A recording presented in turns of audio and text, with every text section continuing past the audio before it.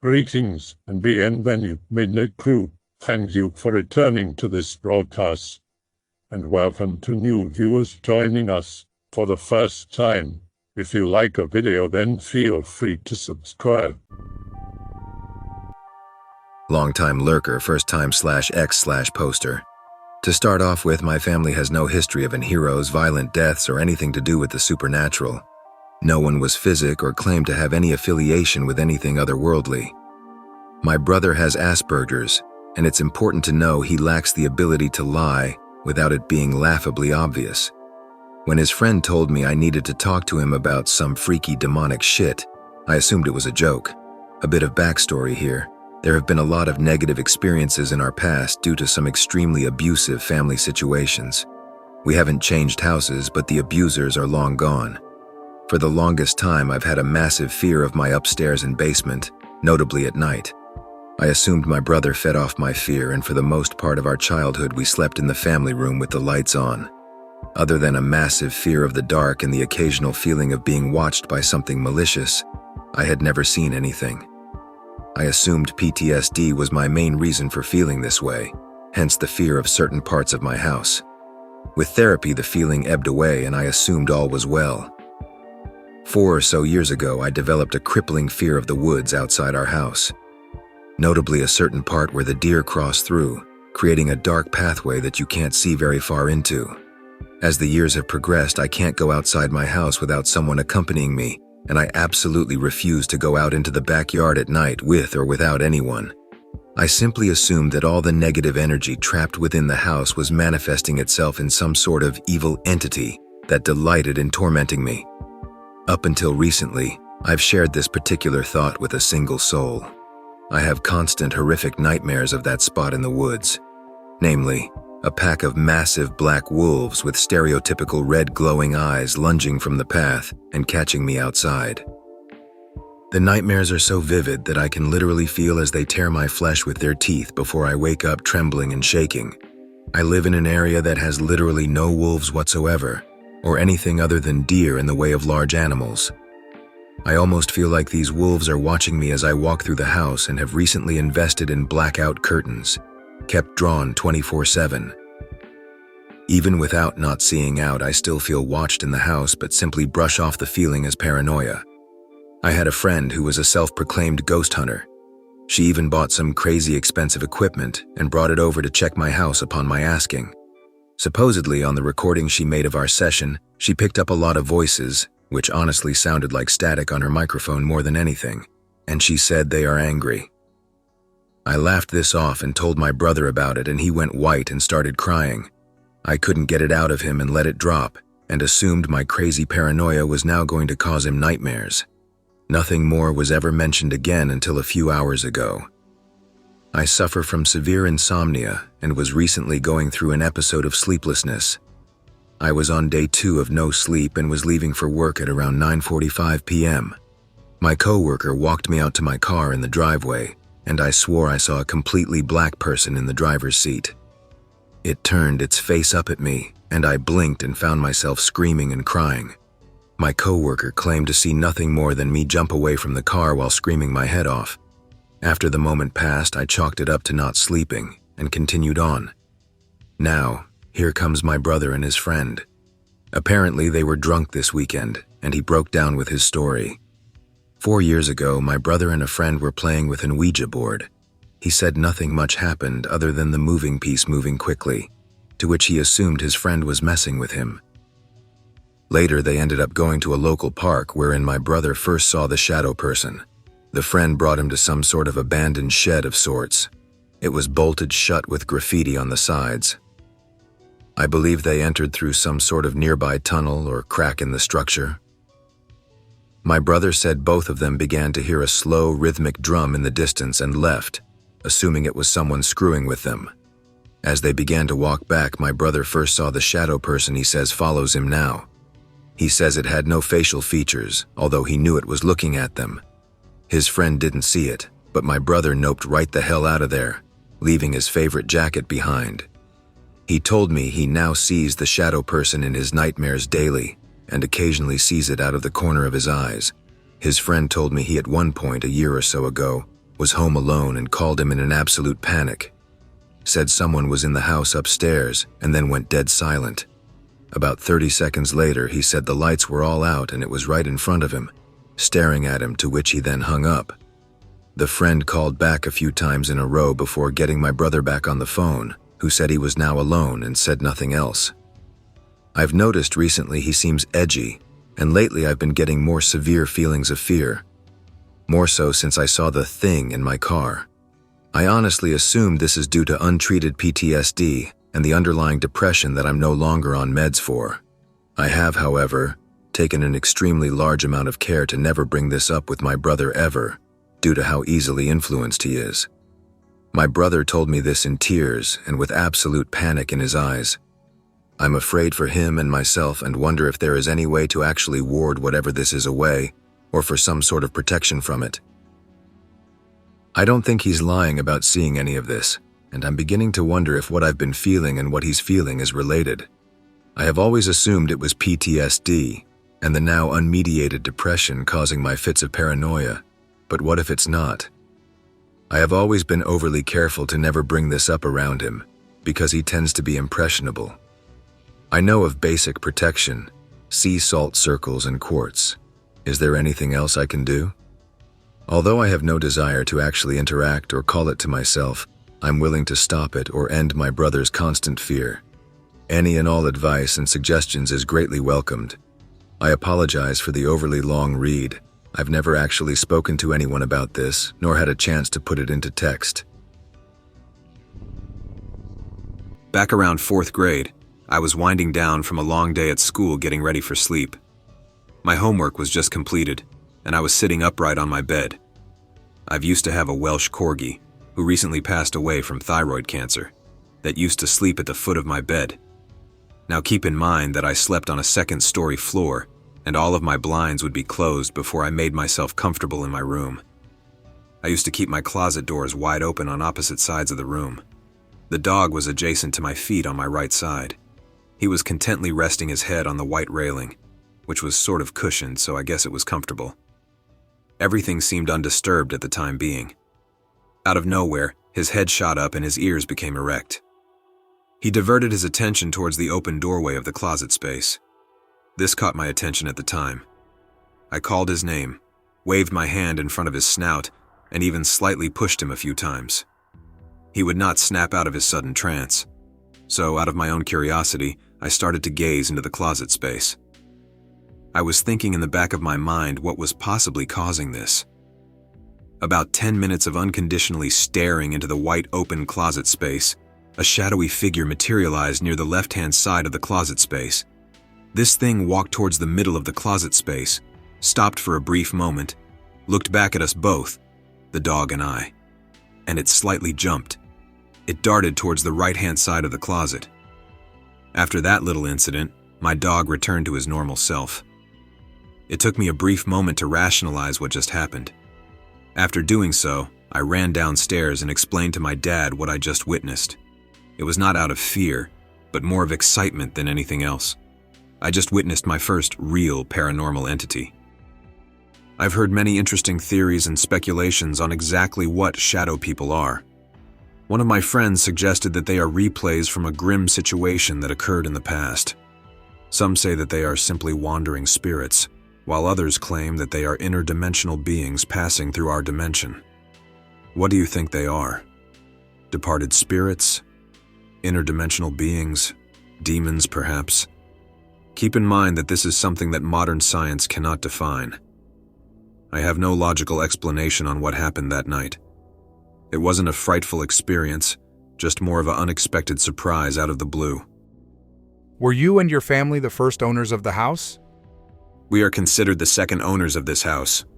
It's only my dad and I living here. This foundation was built in 1994, and it was owned by so-called Christian-loving folks, so I doubt it was something satanic. This development was built on a man-made hill that could have conflicted with a previous burial. I tossed the idea around my head of it possibly being a portal, but I've dismissed that theory since it only happened once. Well, what I was going to go with was the replaying of a grim situation in the past. If someone else lived there, then maybe something happened in that closet, like someone hid in there from someone and then was caught, hence the seeing you and running away. On the subject of closets having evil things in them, my friend has 3 closets in his room. 2 of them are right next to each other, and they might as well be one normal closet. But the third is a little half-sized. It's about 3 feet tall door in the corner. It leads into this tiny little closet space, probably about 10 feet long, 5 feet wide, and 3 feet tall. My friend used to spend time in the closet and used it as a sort of cozy place to play games on whatever handheld system he was into at the time, until he started wondering what was on the other side of the rest of the wall. It's difficult to describe what I mean, but think for a second. If that little closet only goes up 3 feet, then that means there is about a 4 or 5 foot space from the ceiling of the closet to the normal ceiling. And sure enough, when you knock on the wall above the door, you get a hollow sound. Now that alone isn't creepy, except that there is an access panel on the ceiling of the closet, but there is no way to open it. It's sealed shut, and even stranger, the closet glows at night. There is a light in there, but it's definitely off. I've seen it. It does glow. You can see it in the crack in the door. My point being that he was not the original owner of the house, and no one really knew the previous owners. They were the kind of reclusive family that never gave away Halloween candy or put up Christmas lights. No one really knew them, so no one would really know if someone had died and disappeared. And if you were going to hide a body, it would be in there. So, closets are often a place gruesome events may occur, and if you weren't the original owners, then it's entirely possible. I'm writing this down because I'm about to do my ritual again, and I can't allow myself to forget. I have suppressed my past memories and feelings using those rituals to the point I can't tell who I am anymore, and I feel as if I must start fighting back. When I was 14, my elder sister left the house. I didn't know where. I was told she was sick. A few months passed without me seeing her. I asked questions about her, but my parents made excuses. I knew something was being hidden from me, and I couldn't understand why this was happening. Then late one night, my mother came to me and my sister with tears in her eyes and told us she had to take us somewhere. We lived in a small town, so she only took us a few hundred meters to an empty, abandoned park where we all sat together. There, she told us the truth. Not the whole truth, but far too much of it. This is what she told us. Our elder sister is only our half-sister.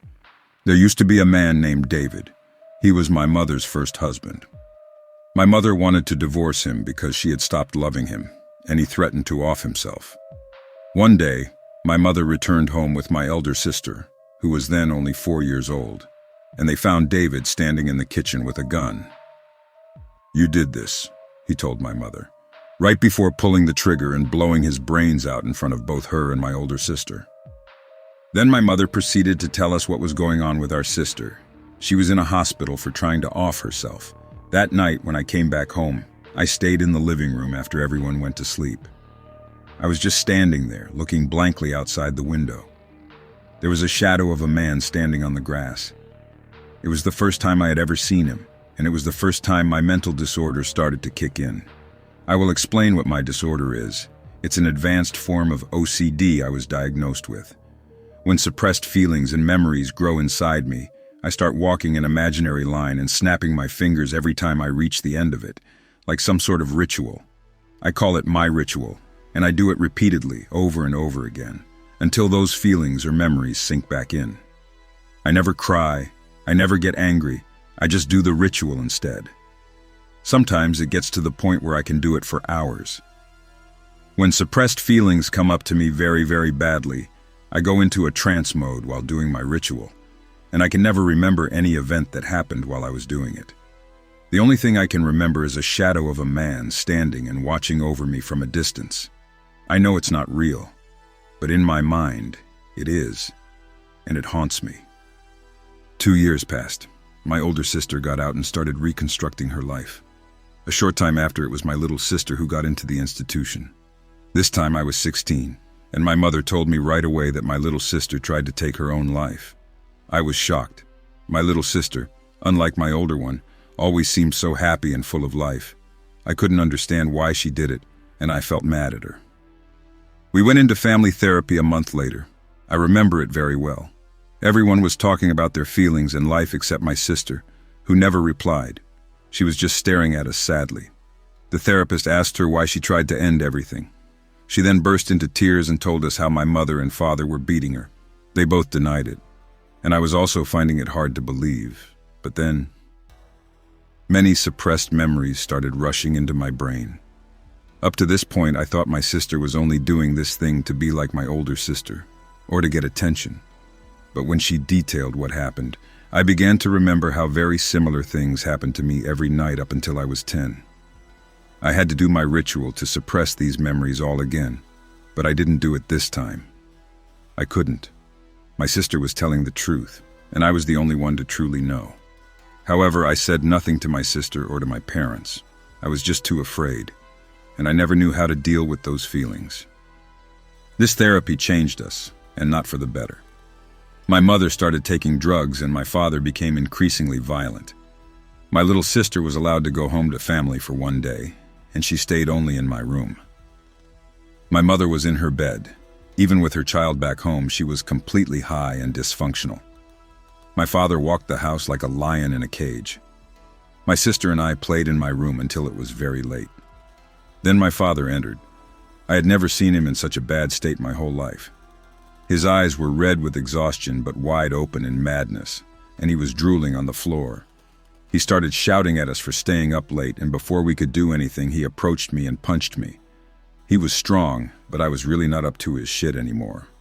I punched him back, then he slammed me into the wall and started slapping, kicking, and battering me with all he had while my sister stood aside and watched. After a while, he stopped and went out of the room without saying anything else. I was bleeding on the floor, truly injured, and I cried. Later that night, I tried to escape home. It was very late, and I didn't expect it when my father was in the living room. He saw me and yelled at me to go back to my room. He stood up and started coming towards me. I ran to the door, but it was locked. I heard my father running towards me from behind. I never felt such horror as I felt then. If he got me this time, he would probably kill me. I started smashing my hands against the door, trying to breach it open so hard the door soon became covered in blood. I kept smashing my hands against the door over and over while I was screaming in horror. I had never used any kind of power like that against anything ever before. I broke 2 of my fingers against the door until it breached open, and I ran out to the streets. I was very fast and managed to escape. I lived a week on the streets until I met 2 young students who accepted me to live with them. My fingers were in bad shape, and they took me to get medical treatment. I only told them I ran away from home. I never liked talking about myself or what happened, and they accepted me as I was. I lived with them for 3 months until I decided to show up back home. Not for my parents, but for my sister. My parents both welcomed me back. It was strange. My mother also didn't seem to be drugged anymore. They told me my sister tried offing herself again, and she wasn't allowed out of the hospital anymore. I felt like shit. I felt like this was all because I wasn't there. Half a year later, my sister was allowed to visit home again for a few days. It was amazing. She was only allowed to stay inside the home, and we were hiding away all pills and knives as the therapist told us to.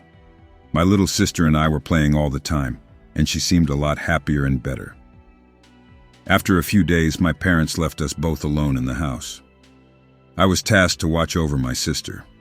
That evening, we played many board games and video games and had a great time.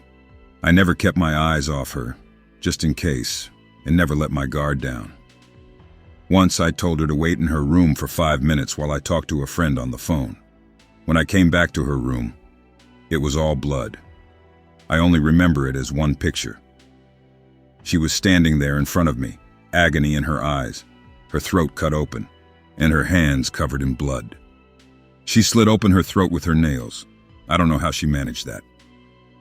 The next thing I knew, it was morning, 11 a.m.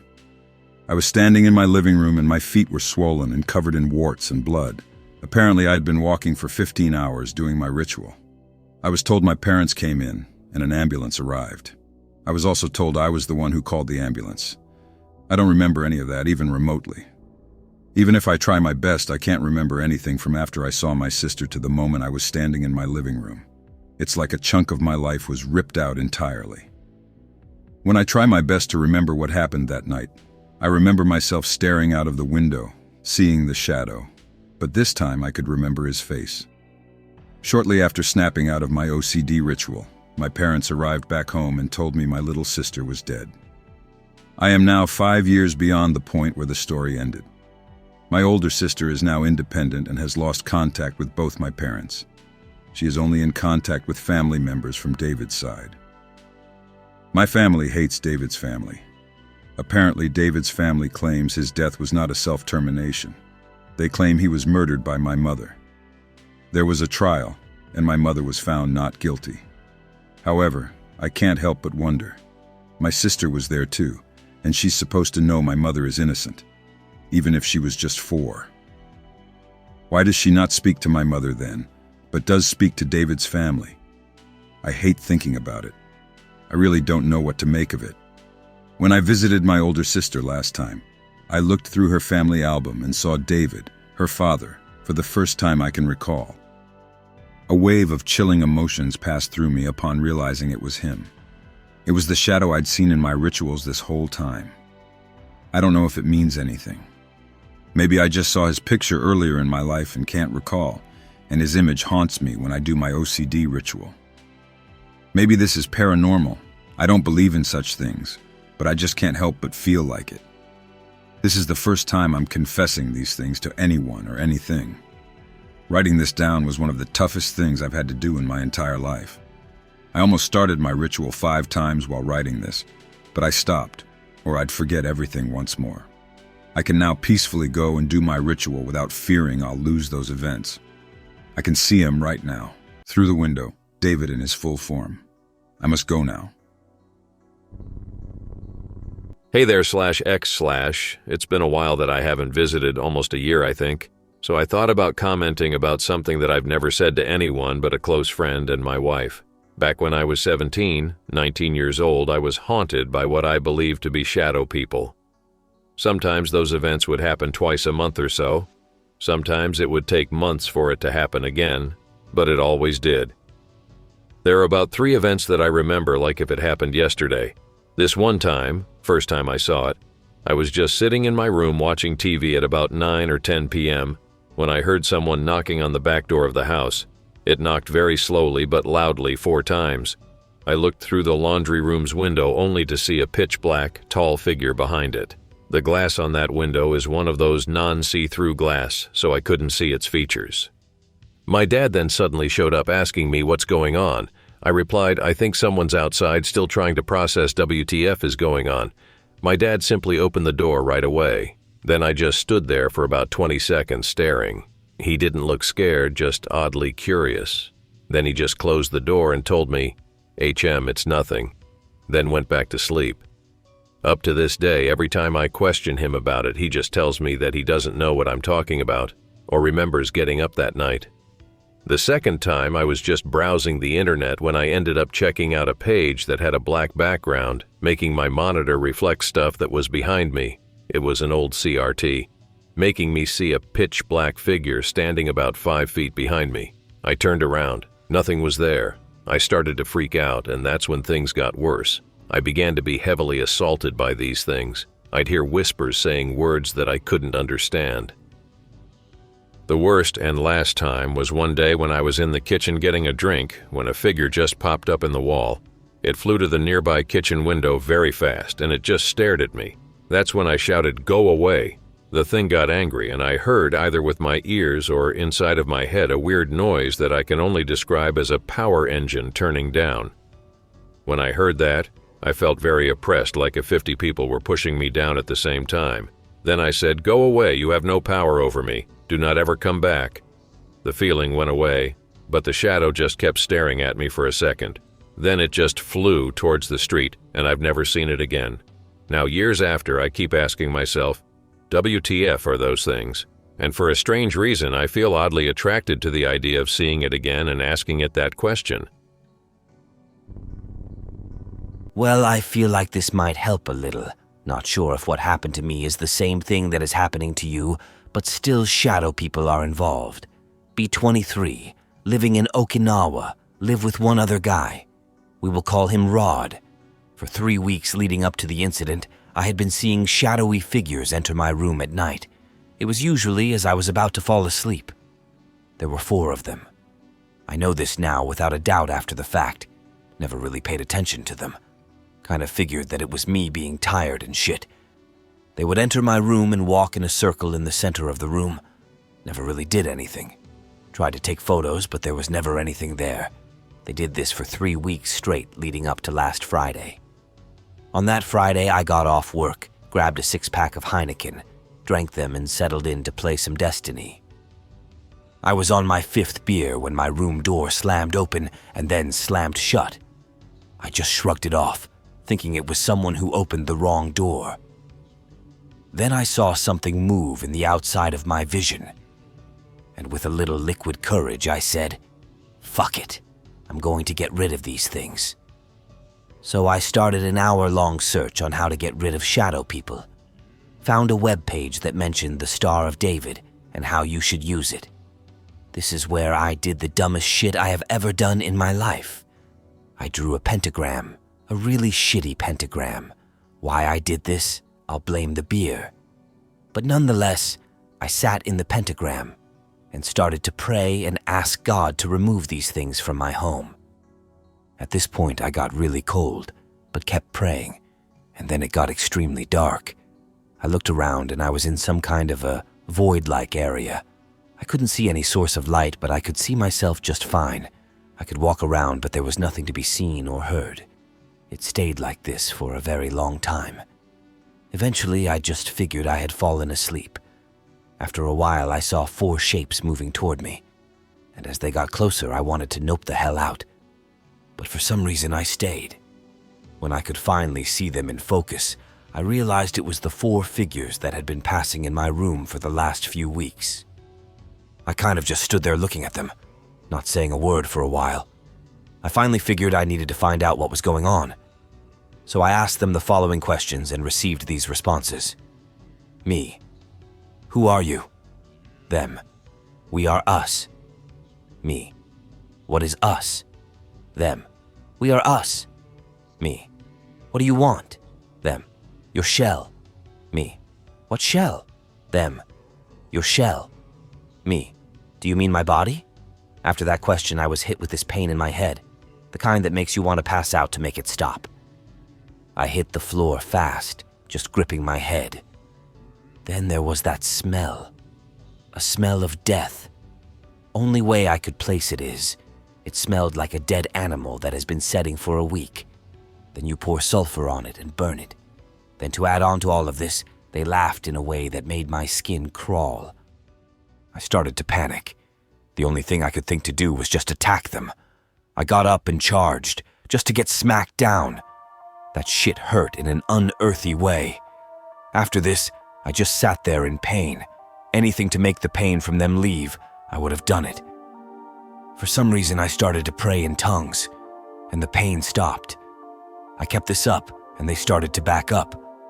I then stopped the praying and told them to leave this place, for they have no power here. To my fucking amazement, they just left.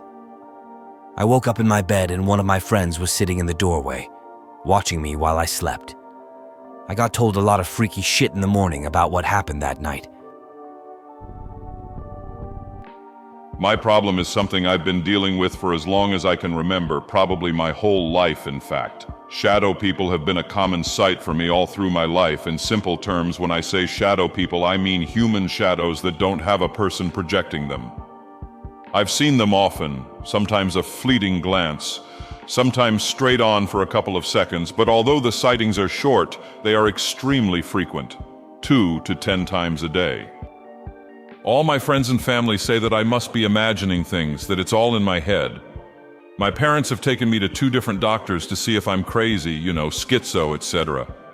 Once when I was 10, then again when I was 16, but both times the doctors said that I was fine and that it was probably just an overactive imagination.